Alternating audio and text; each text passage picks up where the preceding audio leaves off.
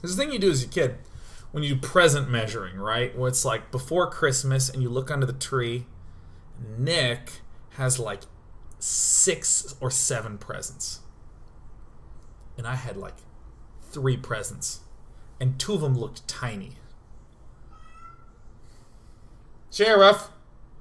So I was like really upset. I was like, oh my god. Mom loves Nick at least twice as much as me. Because there seems to be twice as many presents. I mean, I could have had like bars of gold and he could have had just video games, right? It didn't matter. It didn't matter. It was the number. Oh. And I remember I opened one and it was just a helmet. And immediately I was really offended because the largest present I had received was just a helmet. And I was like, Mom, you got me a helmet? Like I was in 3rd grade at the time. I still remember the grade. I was in 3rd grade and I was like, a helmet? No, I'm old enough to know how offensive this is. And she said, no. It's for your bicycle. And I was like, I don't own a bicycle. And then she took me to the balcony.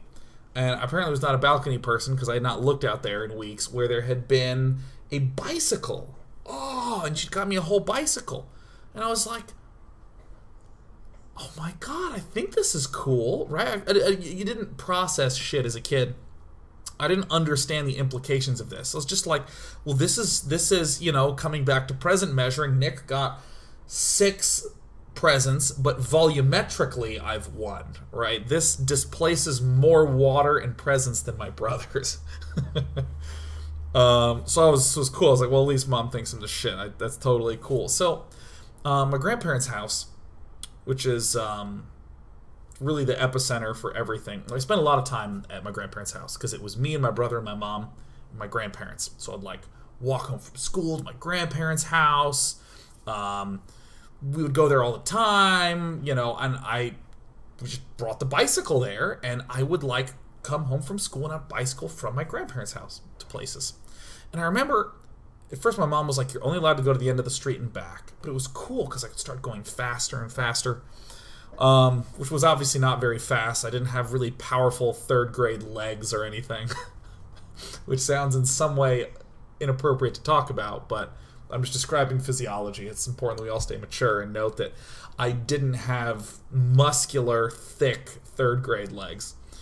So I remember sometime around like 4th, 5th, 6th grade, my mom was like, yeah, no, I think you're old enough. Just, you know, bike wherever you want.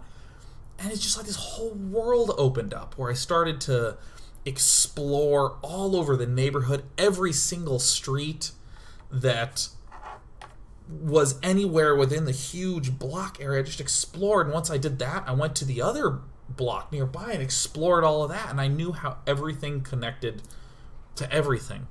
And I remember, I still remember there's a street that's just this huge, long, I mean, it's like, it's actually doesn't make sense. Kansas is supposed to be flat, and this is just like straight, like long, like, I don't know the American English words to use to convey to you how long this was, right? This was long. I don't know what very, very long words to use. It was like over a mile. There we go. That's what I'm hunting for. You know, I've said before that in the Midwest, we don't describe things with adverbs. We don't say, it was incredibly long, upwards of miles. We just stretch one word.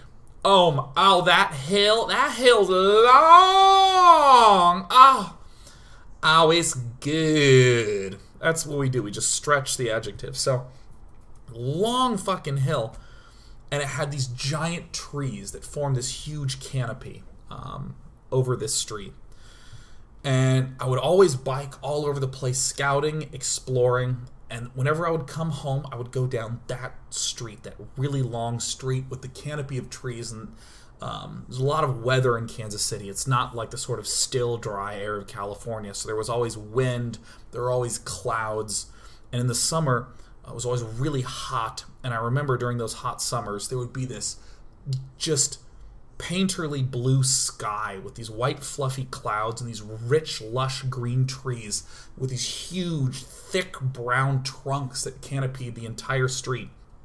And as the leaves would wiggle, I would look down at the pavement, and I always thought it looked like the glistening of the ocean. And I always thought that I was a little explorer at sea on my bicycle. I always thought that. God, that puts me in such a good mood just to think about that street. Oh, I was a little explorer on my bike. So when I have a kid, they're going to get a bicycle. Good story. Good story. Yeah, yeah.